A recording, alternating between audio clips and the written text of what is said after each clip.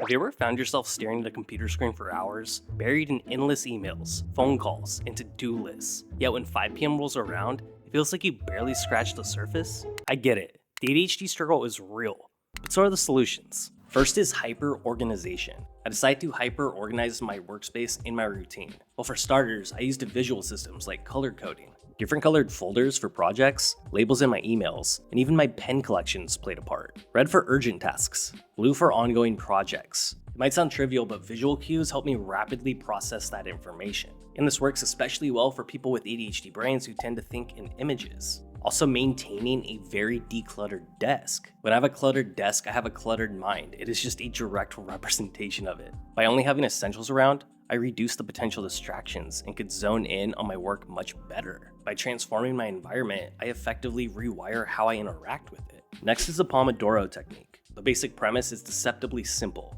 Work intensely for 25 minutes and then take a 5-minute break. Rinse, repeat. And I think this related so well to my ADHD brain because I was able to break things up in manageable chunks. It was long enough for me to dive into a task and make substantial progress, but not so long that my attention would wander. It provided a structure, a tangible beginning, and an end to my focus. I could stretch, daydream, grab a snack, or even just breathe.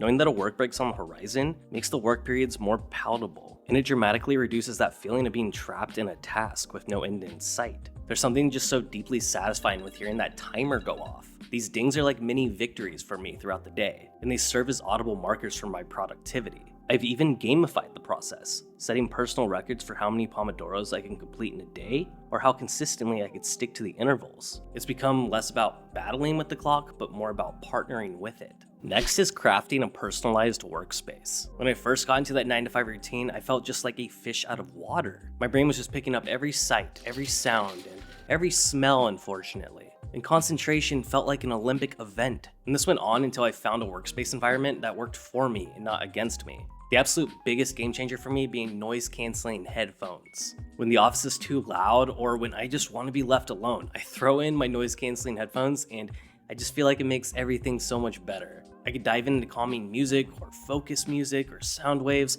or just put them in to let people know that I don't want to talk to them. It's like having an on-band soundproof room where I could just click that noise-canceling button on my phone and then you just hear that whoo, and then just finding that visual calmness in your work environment. Going past having a decluttered desk, having just a very clean environment around you, the walls, the floors, everything. Removing those random knickknacks on the ground that you got from vendors 18 months ago, and adopting that policy where if you don't absolutely need it, it's getting thrown out. Also, fidget tools have become a secret weapon of mine. When my hands feel restless or my mind starts to wander, tools like this help ground me.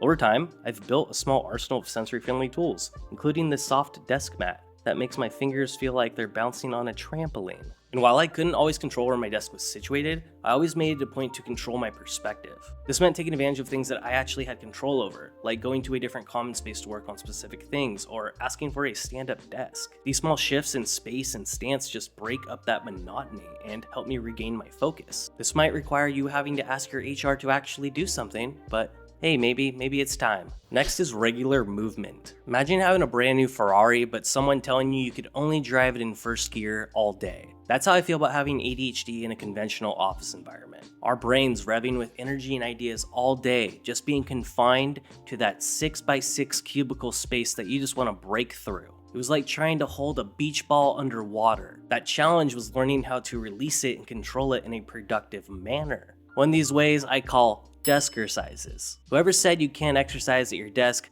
never had ADHD. Incorporating small movements like leg lifts, seated twists, or even just stretching has become little pockets of relief throughout my day. They allow me to release some of that energy without even having to leave my desk. And every chance I get, instead of having seated office meetings, I do walk and talks. Whenever they're willing, instead of traditional seated meetings, I invite them to walk and talk with me as we go get coffee or do something out of the office to get fresh air. Not only does this provide an opportunity for a change in scenery and physical movement, but I found these discussions to be more inviting and even more invigorating. Also, active breaks, which are my favorite. Instead of using these breaks to mindlessly scroll on my phone, I get out and I get steps in. Being able to just get out of my office, walk around the block even, and just getting some of that energy out and collecting steps and making it more of a gamified approach, it's been good. Now we have transparent communication.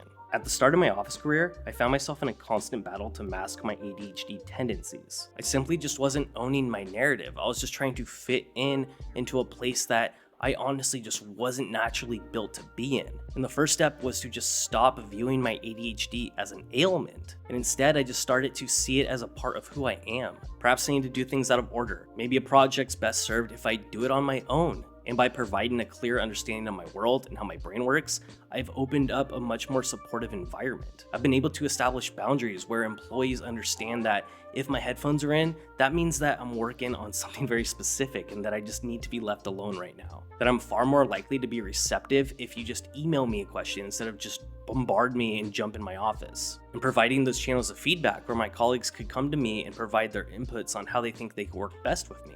When I stopped hiding behind that mask of normalcy and embraced my ADHD, it opened up a world of potential. Transparent communication didn't only ease my journey, but it made my relationships with my colleagues so much stronger. It's invited my colleagues to really get to know me on a more personal level and even feel more comfortable in sharing their own personal struggles. I think this has just created a very positive ripple effect. I know that navigating the 9-to-5 office space can feel like playing Halo on high difficulty, but with these strategies implemented in some practice, I feel like we can not only play the game, but beat the game. Although the office may not be the most ideal space for us, sometimes it's all we got. If you guys made it this far in the video, you're rock stars. Your ADHD is better than mine, honestly. I'd appreciate just a thumbs up. It would mean the world. It would help the algorithm push it out more.